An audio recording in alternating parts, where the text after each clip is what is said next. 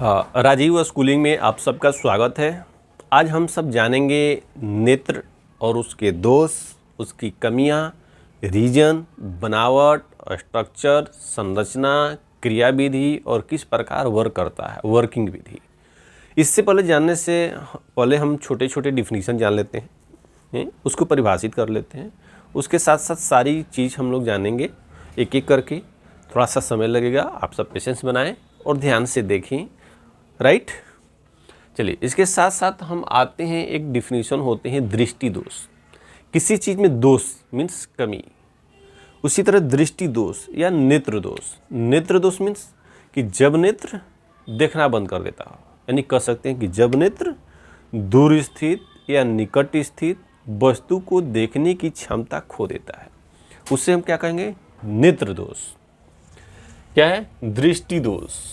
दृष्टि दोष यानी नेत्र दोष।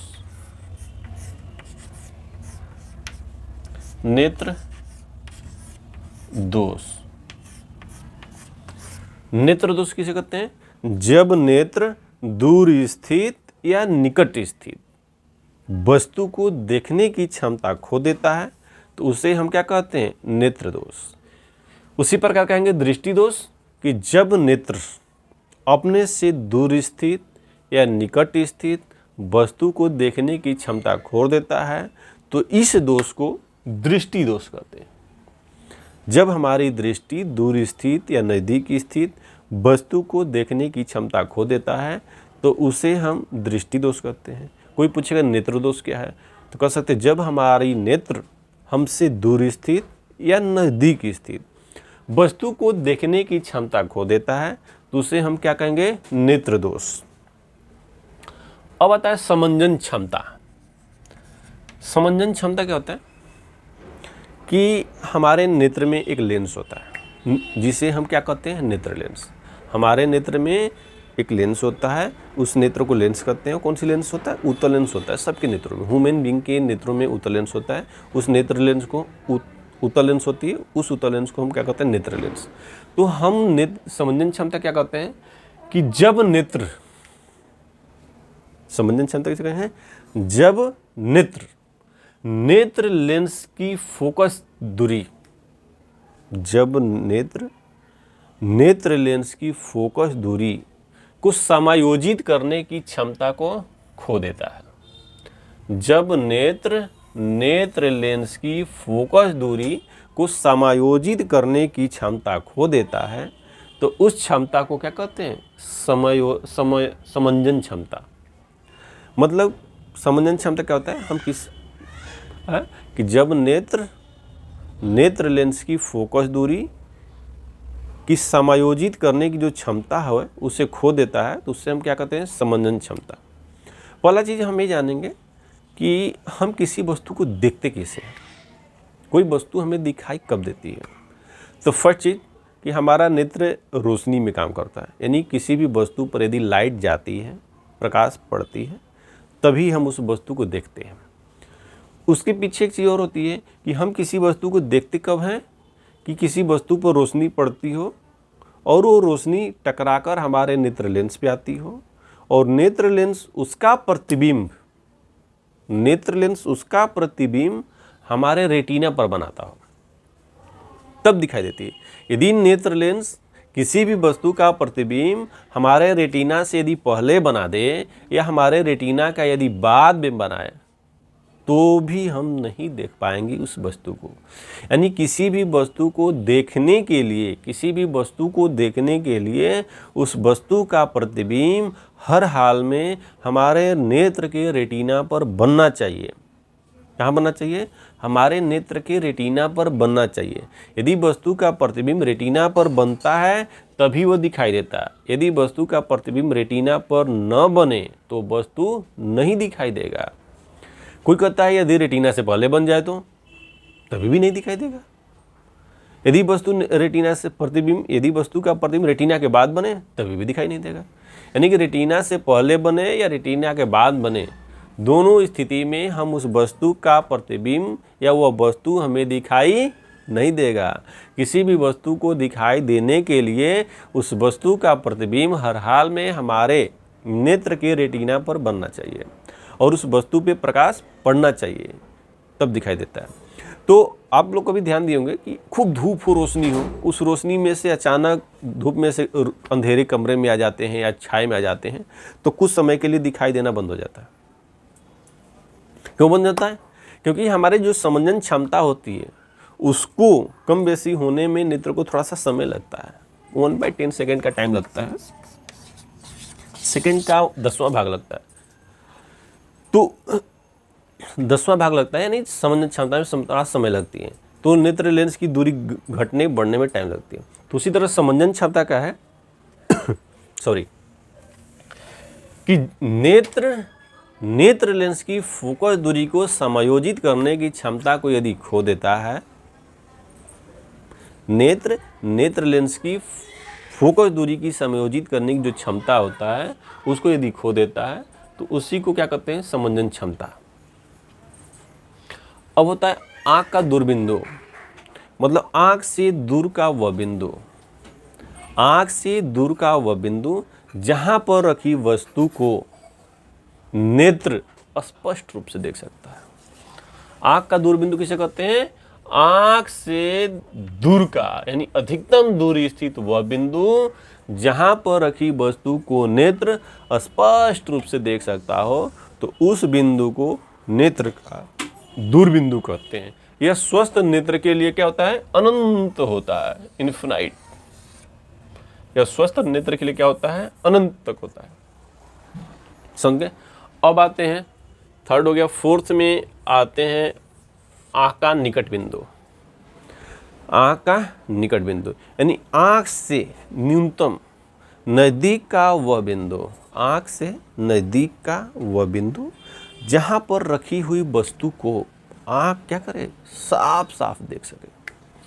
आँख से नज़दीक का वह बिंदु जहाँ पर रखी वस्तु को आँख साफ साफ देख सके, उस बिंदु को आँख का निकट बिंदु कहते हैं। आँख का निकट बिंदु कहते हैं। निकट बिंदु स्वस्थ नेत्र के लिए कितना होता है? 25 cm होता है। स्वस्थ नेत्र के लिए कितना होता है? 25 सेमी होता है।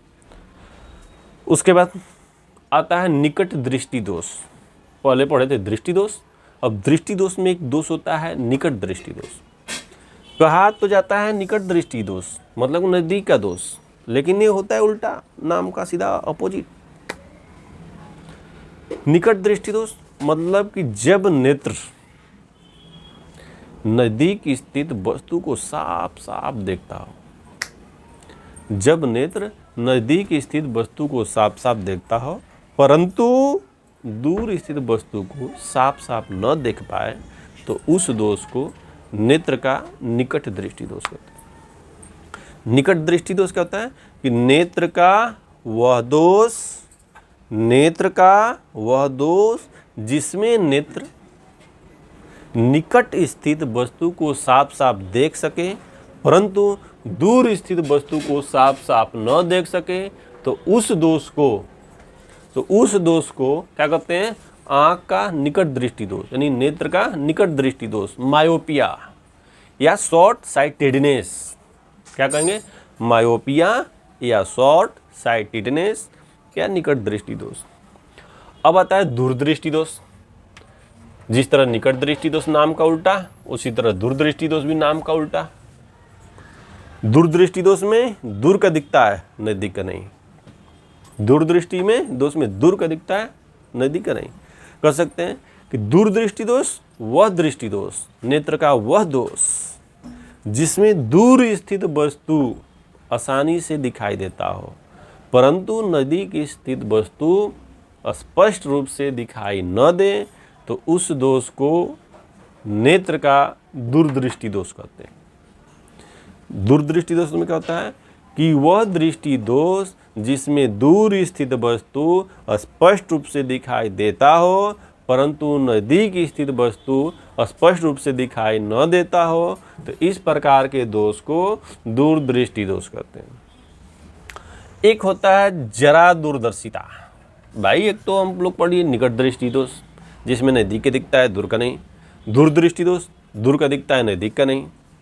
जरा दूरदर्शिता में क्या होता है कि न तो दूर की दिखेगा न नज़दीक का दिखेगा, दोनों नहीं दिखेगा। ये कब होता है? ये लास्ट अवस्था में होता है, जब सबके पास वृद्धावस्था होता है। तो उस अवस्था में हमारे दोषों में नेत्र क्या होता है? पूरी तरह से खराब हो जाता है, यानी नेत्र क्या होता है? पूरी तरह से दूषित हो जाता है। तो वैसा दृष्टि दोष, वह दृष्टि दोष जिसमें नेत्र न तो नज़दीक स्थित वस्तु को साफ साफ देख पाए न दूर स्थित वस्तु को साफ साफ देख पाए, वह दृष्टि दोष जिसमें नेत्र न तो नज़दीक स्थित वस्तु को साफ साफ देख पाए न दूर स्थित वस्तु को साफ साफ देख पाए, तो इस प्रकार के दोष को क्या कहते हैं? जरा दूरदर्शिता कहते हैं। इस प्रकार के दोष को क्या कहेंगे? जरा दूरदर्शिता। उसके बाद आता है अबिंदुकता। अबिंदुकता में क्या होता है कि कोई भी वस्तु नेत्र से यदि पूरा ऊर्ध्वाधर हो या क्षैतिज या ऊर्ध्वाधर पड़ा हो तो नहीं दिखेगा। ऐसे वैसे पड़ा हो टेढ़बांगुश तो देख सकता है, पूरा लंबवत खड़ा हो या पूरा धरती में पड़ा हो तो उस केस में नहीं देखेगा। यानी कह सकते हैं कि जब नेत्र अपने से कुछ दूरी पर स्थित ऊर्ध्वाधर या क्षितिज वस्तु को स्पष्ट रूप से न देख पाए, तो इस प्रकार के दोष को क्या कहते हैं? अबिंदुकता। जब नेत्र अपने से दूर स्थित या नज़दीक स्थित वस्तु को स्पष्ट रूप से न देख पाए तो उसे क्या कहेंगे? अबिंदुकता। यानी कह सकते हैं कि अबिंदुकता वाले व्यक्ति को नज़दीक की भी वस्तु दिखाई नहीं देती है और दूर की भी वस्तु दिखाई नहीं देती है। एक होता है कलर ब्लाइंडनेस, वर्णांध दृष्टि दोष या वर्णहीनता। इसमें क्या होता है कि नेत्र कुछ खास रंगों को ही देख पाता है और कुछ रंगों को नहीं देख पाता है। यानी कुछ फिक्स रंगों को नेत्र देख पाए या कुछ फिक्स रंगों को न देख पाए, तो उसे वर्णांधता कहते हैं। मतलब ये भी एक तरह का दोष ही है, नेत्र का दोष है। मैंने कह सकते हैं वह दृष्टि दोष या वह नेत्र जो किसी खास रंगों के लिए सुग्राही होता है, यानी किसी खास रंगों को ही देख पाए, तो इस प्रकार के दोष को वर्णांध या वर्णांधता कहते हैं या कलर ब्लाइंडनेस कहते हैं। वर्णांध कहते हैं या वर्णांधता कहते हैं या कलर ब्लाइंडनेस कहते हैं। कलर ब्लाइंडनेस में क्या होता है कि नेत्र क्या कहता है? कुछ खास रंगों को ही देखता है और बाकी रंगों को नहीं देख पाता। उसको कोई भी दूसरा रंग दिखाएंगे तो वही रंग बोलेगा जिस रंग के लिए वो सुग्राही होता है। कोई भी रंग दिखाएंगे उसी रंग को बताएगा कि यही रंग दिखता है, सुग्राही होता है। आप लोग में जब फिजिकल देने के बाद मेडिकल देने जाते हैं तो हम बता देते हैं, काट देते हैं। ज़्यादातर लोग यही काटते हैं कि कलर ब्लाइंडनेस हो गया, नेत्र चेक कराओ, परीक्षण कराओ। तो उसमें किसी क्या करते हैं ना कि एक कलर दिखाते हैं, पूछते हैं दूर से कौन सी कलर है, तो आपको हर कोई भी कलर दिखाएंगे, वर्णांधता जिसके नेत्र में होगा ना उसको क्या कहे? सेम ही कलर दिखेगा। अदर कलर में विभेद नहीं कर पाएगा, डिफरेंस नहीं निकाल पाएगा, एक कलर है वो कलर है, तो उसी को वर्णांधता कहते हैं। वर्णांधता में क्या होता है कि हमारा जो नेत्र होता है किसी खास रंगों के लिए सुग्राही होता है और जिस रंगों के लिए सुग्राही होता है उसी रंगों को हमारा नेत्र देख पाता है। तो हम लोगों ने क्या पढ़ा? दृष्टि दोष, समंजन क्षमता, आँख का दूरबिंदु, आँख का निकट बिंदु और निकट दृष्टि दोष, दूर दृष्टि दोष, जरा दूरदर्शिता, अबिंदुकता। निकट दृष्टि दोष में क्या होता है को दूर करने के लिए कौन सी लेंस लगाते हैं? निकट दृष्टि दोष में दूर का वस्तु नहीं दिखता है ना, तो अवतल लेंस लगाकर इसको दूर करते हैं। दूरदृष्टि दोष में दूर का दिखता है, नज़दीक का नहीं दिखता है, तो इसको दूर करने के लिए उत्तल लेंस लगाते हैं। जरा दूरदर्शिता, इसमें दूर का भी नहीं दिखता, नज़दीक का भी नहीं दिखता, तो इसको दूर करने के लिए द्विफोक्सी लेंस लगाते हैं। मतलब उत्तल लेंस अवतल लेंस दोनों चश्मे में लगा देते हैं।